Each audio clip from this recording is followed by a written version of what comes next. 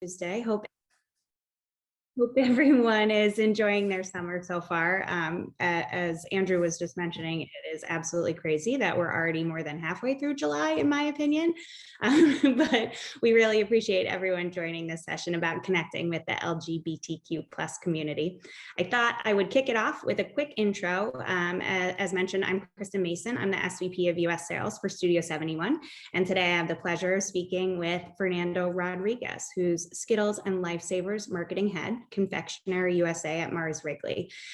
Fernando has actually had an incredible 16+ year tenure at Mars Wrigley across a multitude of brands and countries. So we'll definitely dive into his background as well. And just before that transition, to kick things off, I thought I would give a little bit of background into Studio71 more generally. We produce and distribute premium brand safe content across all video platforms. Our content division produces thousands of original videos for our owned and operated channels, podcasts, and apps, and also publishes about 1,800 partner creator channels across YouTube, connected TVs, and social media platforms. Our sales team is all about connecting advertisers with top digital creators for targeted media campaigns and custom branded content and podcasts. And I thought it would be great to highlight just some in the LGBTQ plus community that we are working with. These incredible creators are everyone from Nikita Dragon, Gigi Gorgeous, Tyler Oakley, Domo Wilson, Matt and Blue, Karen and Skylar, Gabrielle Zamora, and more. And we actually have an incredible slate as well of the LGBTQ plus podcasts, including Top Beauty Gurus, Manny Mua and Laura Lee's new podcast, Full Coverage, The Faking Of with Nick DeRamio, Unfazed and Unbothered with Tazio and Camo. And we also partnered with acclaimed drag queens, Trixie and Katya, on The Bald and the Beautiful, which reached the top 10 chart on Apple Podcasts within 24 hours of the show's launch and has already garnered over 10 million streams in under a year. So whether our creators post on YouTube, Instagram, TikTok, Snap, etc., scale their content on OTT, or are producing these amazing podcasts, we're the engine behind a lot of the great content and talent partnerships at Studio71. And as a company, we're really committed to elevating these diverse voices and championing representation of the LGBTQ plus community. And I know Mars Wrigley is as well. So I thought I'd turn it over to Fernando and start a little back, and first and foremost, just about what drew you to Mars Wrigley as a company, and a little bit of a dive into what you're doing over there now. Right. So yeah, hello everybody. Good afternoon. It's a pleasure to be here. Thanks for inviting me. I think what brought me to Mars, I think brands, right? So I think it's everybody's dream to work with iconic brands like M&M's, Skittles, or Snickers, or Twix, or pet care brands like Pedigree and Whiskas. But I think you said like more than 16 years here. Yeah, I think it made me reflect that more important than what brought me here, it's what made me stay here, for all this time. And it's all about the way we do business here, right? So we have these 5 principles that drive our decisions. And I say that knowing that most of the companies have their own version of principles. But the difference I see here, Kristin, is that I see these principles coming to life on our day-to-day decisions, right? So just as an example, we have a principle that it's responsibility. And we were the first company, for example, to adopt a marketing code, and we decided to stop doing advertising for kids under 12 years old. We were the first company to put information about the calories of our products in the front panel of our packaging, because we believe that we need to provide the right information so consumers can make the educated choices about when and how to eat our products. So just 2 examples of how responsibility is a principle here and how that influences our day-to-day business. And what I'm doing here right now is I'm responsible for marketing for the Skittles and Lifesavers brands in the United States.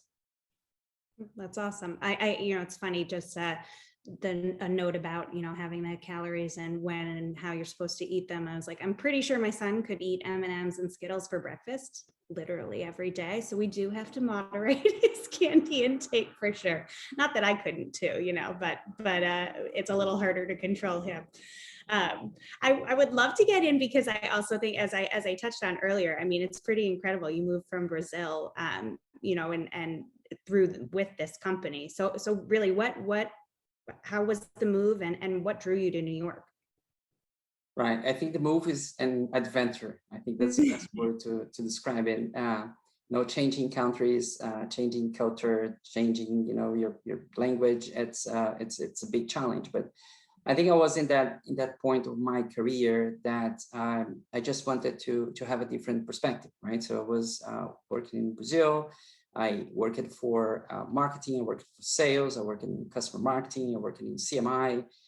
Many different segments of Mars as well, and I just wanted to get a different perspective and learn how to work in a market that is it is a scale and complexity experience in my career, right? And there is no other market like the US in any other part of the world.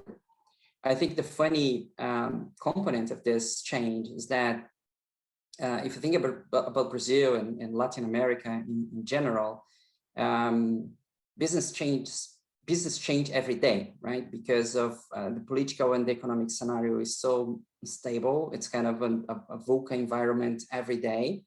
And that's how I learned how to work. So when I came to US and we had the pandemic, and the pandemic disrupted all the business everywhere in the world, I think I could apply some of the learnings that I had there in Brazil, here in the United States as well, and help people navigate through some of the complex challenges that and some of the ambiguity that the pandemic brought to the business here. That's so interesting. I mean, it obviously was such a tumultuous year plus, and we're still in it. So I think it's interesting because there's so many challenges that come out of this pandemic, but to your point too, just about socioeconomic and instability that you guys were dealing with in Brazil. That's really interesting. What about some of the bigger challenges? I think about myself, just the challenge of last year and not having Halloween, right? in the traditional sense, I suppose, for my son. Like, what about some of the challenges that you've been experiencing? Can you dig a little deeper into those? Yeah, so when I think about my career, I think about that in three different perspectives, right? So one is, my challenge as a business leader, and then I think it's all about people management, right? People management is the biggest challenge, because at a certain point you realize it's not about you anymore, right? It's about your ability to get the best out of the people that work with you. Your direct team, it's about your peers, your agents, partners, your media partners, right? It's about how to work with their ideas. I have, two arms and one brain. I have a pretty much limited impact that I can cause in the business, but if I can create this environment where people can, we can shine some light on other people's ideas, I think that the impact can be, much bigger in the business. I can do much more through others.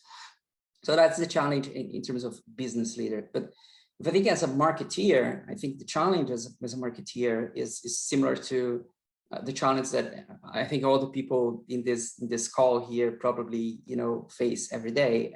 It's the challenge about continue building relevance to the brand in this ever-changing world, right? So consumers today are very different than what they were before. Kids learn how to swipe an iPad before they learn to talk, right? This Gen Z, they never saw the world without the internet or without smartphones. It's their own reality. They have everything personalized for them, like playlists, news feeds, you name it, right? And the expectation is high, right? So they want things to be personalized for them. It's not about your product anymore. It's about the experience, right? And the expectation is to have a dialogue with people about the interests they have. It's not about us telling our story. It's about connecting with them in a different way that is relevant for them now. Think about span of attention, right? So 8 seconds, how much is it today? So how can you grab people's attention in the world we live today? And video is everything, right? And new media channels every day, new influencers every day. It's hard to keep up with this change. So I think that's the challenge as a marketeer, and the challenge as Skittles had. I think it's about how to continue growing an iconic brand, right? It's a beloved brand. It's part of the culture. It's a big responsibility to manage this brand, right? So it's challenging to find this right balance between what is the true, what is true to the story of the brand, but also, you know, evolve the brand to new consumer needs, to new consumption occasions. Just to give an example, we just launched the Skittles gummies, right? But it was the first time in the history, in 40 years, that we launched a product that is not a chewy lentil, right? It's a gummy lentil. The good news is that it's doing well. So yeah, different perspectives depending on, you know, if you think about business leader, marketeer, or just Skittles head here. Yeah, absolutely. And I probably shouldn't even say this, but we did get the RFP for I think it was Bring Back Lime for Skittles a few weeks ago, and I'm on team Keep Green Apple. I can influence you, but I was like, red and green are my go-to flavors. I pretty much, like, if I'm trying to steal them from my son, that's what I go for. So don't take it away from me. At least give me the option. Yeah, you know, that's an incredible story, because you know, we moved our flavor from lime to green apple like 8 years ago, and still today is what people talk about on the internet, right? And it's not that they don't talk. They talk a lot about that, right? We get more than 50 mentions per day of people saying, hey, you know, bring back lime. And when I do presentations here, I always tell that my favorite quote that I read about lime is from someone that said, you know, life took a turn to the worst the day that Skittles moved from lime to green apple. I don't think it's a coincidence. I disagree. I feel like I opened up that bag and was like, what a pleasant surprise. but actually to go off of that a little bit with Skittles, you know, I think I absolutely loved the campaign that you guys just did around Pride and the rainbow. And I would love to learn a little bit more just from a thought process too about, you know, why Skittles did that campaign and how you guys got that idea. Yeah, well, first, that's the second year that we have the Skittles Pride in the United States.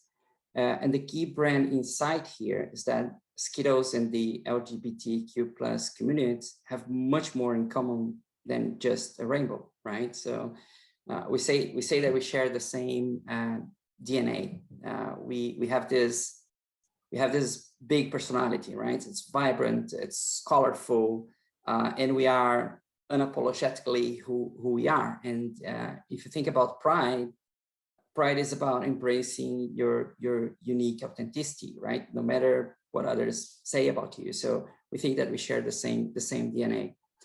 The focus of the campaign by design is not on the brand, it's on the LGBTQ plus community. So we launched the campaign last year with this message of only one rainbow matters during Pride Month, and it's the LGBTQ plus rainbow. So we took the rainbow out of the packaging, right? We created a special edition with gray pack and gray lentils, and committed to do a donation to GLAAD for every pack we sold, you know, to support the community. And that's our disruptive approach and the way we do things in Skittles, right? So it is expected that during the Pride Month, everybody will put a rainbow on the packaging. We just, you know, flip that reality and take our rainbow out of the packaging. That's the disruptive approach that we take in everything we do with this brand. This year, we had several discussions with the team about how we could go beyond that, because as you said, 2020 was a tough year, and it was a tough year for the community as well. You know, no Pride events and you know, all the rights discussion. It was a very, very tough year. So we wanted to go beyond that, and we talked with GLAAD, who are, you know, amazing partners for us, and we talked about the challenge that the LGBTQ plus community faces every day, because we wanted to find a really authentic way, you know, to support the community. And one of these discussions, the team shared this insight about acceptance, right? They say the insight is the more you see, the more you accept. The more you see, the more you accept, right? Meaning that the more people see LGBTQ plus representation, the more people change their attitude and become more supportive of the community. and we know that representation is very important, right? Because it's a way to make people feel that they are seen and feel that they are not alone. So we created this internal mantra called See the Rainbow. So it's a mantra because it's much more than just a marketing campaign for us. It's a platform and a commitment to use the Skittles platform to drive visibility of the LGBTQ plus community.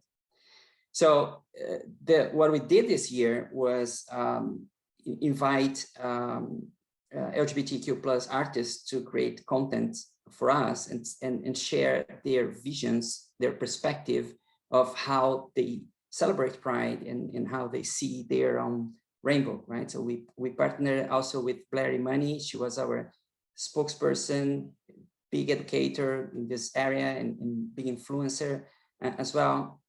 And then these artists, they created murals, right? That they were in different places in the United States, and this mural had a QR code in the mural, which is a QR code but just queer, right? And when they scanned the QR code, they were sent to a microsite that had a lot more of content created by LGBTQ plus artists, and they could see different rainbows there in this microsite. I love that.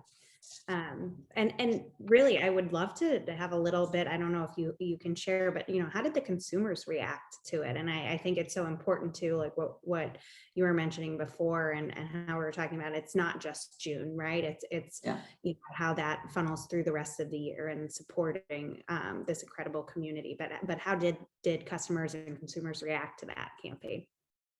Yeah, very, very interesting question.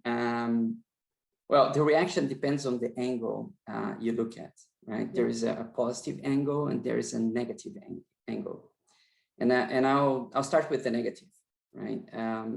So yes, we had some backlash. And to be clear, not coming from Skittles fans, right? But coming from people that are anti-LGBTQ+, and that were voicing their opinion on brands who were actively supporting Pride. So if you decide to support Pride, you have to be prepared that you're going to have some backlash there. So for me, personally, it was an incredible experience, right? I felt very humble to see the amount of positive support, but at the same time, see the hate comments. And in the end, it just reinforced the why we need to do a campaign like this. And I remember telling my team, well, I'm just running a marketing campaign here. And if it's this hard for me to deal with these negative comments, just imagine how it is to be part of the LGBTQ+ community and feel it every day in your own skin, right? So that was really I would say, a life-changing experience for me, this year with this campaign. And on the positive side, we had massive support from the community, right? And from our Skittles fans. We even got this message from Blair Money saying, well, it feels like a Pride campaign designed with significant inputs from queer and trans employees. Well, thank you, Blair. It is exactly that, right? You're right. That's how we created this campaign, because we really wanted to put something that it's authentic out there. And this message from Blair just confirmed that we hit the mark we wanted in terms of authenticity. And the last story I want to share about this, which I think it's an incredible story, is this story I heard about this teenager that brought a Skittles Pride pack and used the pack to get home and start a conversation at home with parents about LGBTQ+ identification, right? So I think the question is, can we change the entire world? Probably not. But can we make a difference in someone's life? I'm pretty sure in this person's life, we made a change. And this is very inspiring for me. I think I hope it's inspiring for you, and I hope it's inspiring for everyone that is participating of this meeting here. No, and I think to your point, I mean, it's so important to focus on that positive, but to understand that there are, negative people out there that may not understand, and that education and that the help and the support of the community, the LGBTQ+ community is so important, because that's how we get the message across, and we I don't want to say normalize, but we make it feel that it's authentic to everyone's day to day, and not try and feel that alienation that I'm sure so much of the community is feeling. So I would love, to get into a little bit, just, for as a company too, if there are efforts and things that you guys are doing internally and externally to help give a voice to the community at large. Yeah, so we have more than 130,000 associates working at Mars, and they are all valued, they are respected, and they are encouraged to be their best and unique selves every day, right? So no matter the differences, we are really committed to foster an environment that provides equal opportunity, that everybody has a voice, and to make sure that this voice is heard.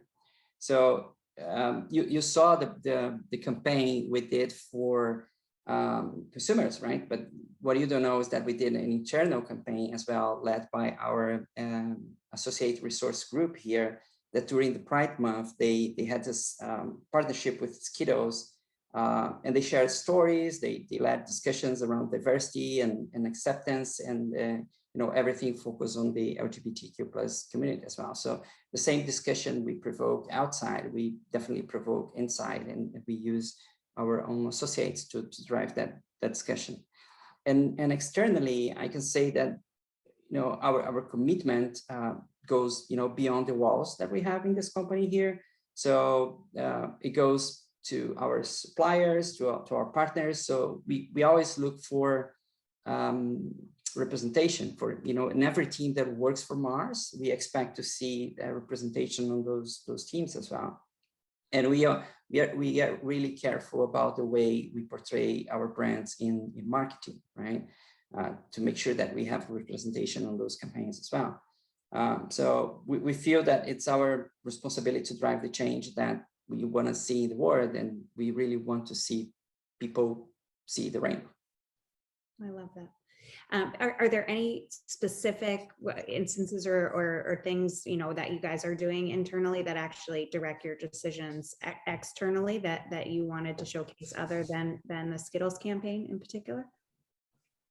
Yeah, I think the way we think about the LGBTQ plus community and pride and acceptance and diversity and everything influences in all decisions I make about branding, for example, or in this case, limited branding. I said before, this program was not about spotlighting Skittles as a brand. It's about giving up our platform to shine lights in artists and creators within the community, which is, again, a little bit disruptive from a marketing point of view, right? Because we know that everybody's fighting to get more visibility, to get more, to have their branding, their logo in everywhere. Our mirrors, for example, they didn't have any logo on the mirrors. It was just the art and the QR code, and even the microsite we had, had just, yes, it had the logo there, but very limited branding there as well. Another example, we launched Skittles gummies about the same time that we launched the Pride campaign, right? And I remember being in a meeting where there was the obvious question, hey, why don't we combine both campaigns, right? It would make sense from a timing perspective. And the answer was, of course not, right? Because the Pride campaign,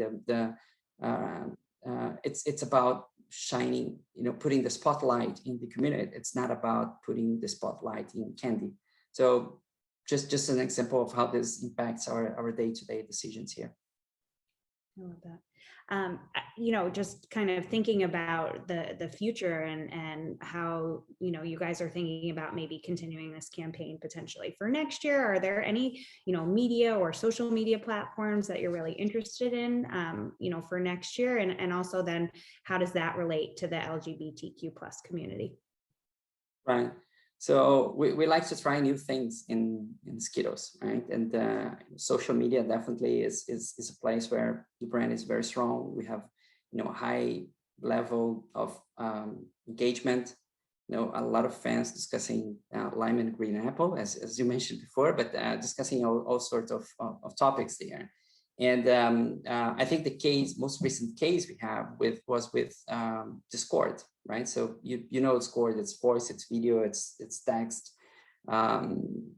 It's growing, right? 150 million people there, and it's all about creating safe space to talk, to hang out, and build communities. And we had this incredible thing that happened, that our social media team and our global content team here managed to have Blair E-Money to participate in a question and answers with fans discussing Pride Month celebrations and the support to the community. And that was hosted in a Skittles Discord server. We even had Glad participating of that as a moderator, which of course was a perfect feat, right? And then I learned that actually Skittles is the first CPG brand that successfully created an always on community in Discord, and that I think that we're going to be doing more things there in Discord in the near future. But also TikTok, Instagram, Twitter, Snapchat, all the Facebook, all the social media channels are strong channels for us. And again, it's all about having the dialogue with the targets, right? Yeah, absolutely. And I think, to that point, it's amazing because you guys obviously have a strong following and a passionate community, across really very many of the brands in the Mars Wrigley portfolio. But then also, I think what's interesting is the use of influencers and how they can help, tell the conversation in a very authentic way. So that's amazing that you're leaning on them to help, tell the Skittles story or the other brand stories. I would love to get a little bit as well, and we have a couple more minutes, I think, of my questions, and then we'll jump into some audience ones as well. But, I wanted to kind of wrap a little bit with just, you obviously have been at Mars Wrigley for a long period of time. You've traveled with the company and remained there and have, a lot of, I'm going to call it clout within the organization, I'm sure, in this incredible role that you're in now. But I would maybe just like a best piece of advice you've ever gotten, or something to kind of touch on with the community here. Best piece of advice. Well, there's a quote that I always, repeat every time I have the opportunity, and I try to repeat that every day in the morning when I wake up and look at the mirror. It's very simple. It says, people will forget what you did, they will forget what you said, but they will never forget the way you made them feel. Why I like that, because my own version of that, or my own interpretation of that, is that you will cause an impact in people. You just have to decide if you're going to cause a positive impact or a negative impact, right? And then I try to wake up every day and be conscious about and make sure that whatever I'm doing, I'm trying to cause positive impact in people, not negative. I love that. And it speaks to what we were talking about before, right? You can't always know, and it's the same campaign, right? And it can, influence people in a positive or a negative way, but you have to do your best and be, true to who you are and what the brand wants to be as a company. So I think that's pretty incredible that you guys are pushing in such a positive way that Skittles campaign. And I'm really looking forward to what you guys will have in store next year too. To wrap it up, I guess too, how about any tips or suggestions for the LGBTQ plus community when it comes to marketing or whether it's career-wise or otherwise? I would love, some of your advice. Wow, I'm not sure I'm in the position to, give a suggestion or give advice. I think I'm probably more in the position of, asking for advice. But anyway, I think what I learned through this process is that, everybody sees a different rainbow, and that each and every perspective is worth celebrating, right? So my tip is just be the best version of your rainbow every day, and knowing that you are not alone. I love that. I love that. And I do have a question actually from the audience. I kind of wish we were ending on that one, but I have a question. And if anyone else does, please feel free to put it into the chat. But we had a question just about, the Skittles campaign and how it extended its LGBTQ plus work beyond this month. Like what in markets like the UK with its campaign to tell important stories in LGBTQ plus history throughout the summer. And why was that an important extension to the Recolor the Rainbow work? Right. So UK is a market that they have been executing the campaign for I think 6 years now. So they are some steps ahead of us, and they just felt that they need to do something different and impactful for them there. And I think that that campaign is kind of an amazing campaign, very impactful. Good feedback as well. In terms of what we do beyond the Pride Month, I think first is the thing, everything that we do internally, right, with our own community. I think we have this framework that we have to be LGBTQ plus friendly before doing or saying anything about that. So we try to be that every day, or we are that every day with everything internally that we do with our suppliers, with our partners. From a marketing perspective, there are other decisions that we make. So for example, we have been searching and working with LGBTQ plus friendly businesses, right? It's something that we want to do more for the brand. And from a consumer-facing perspective, it's not only about Pride Month. Last year, for example, we sponsored the Spirit Day, right? That happens more in the second half of the year. This year is something that we are probably gonna repeat. So we are trying, we're trying to find also different moments where we can do consumer activations. But I think the point here is not only about consumer activations, right? It's about being that in your everyday with all the business interactions that you have with your brand. Love that. And I see Andrew just joined us. So I think we may be wrapping up, and I really appreciate the time. I think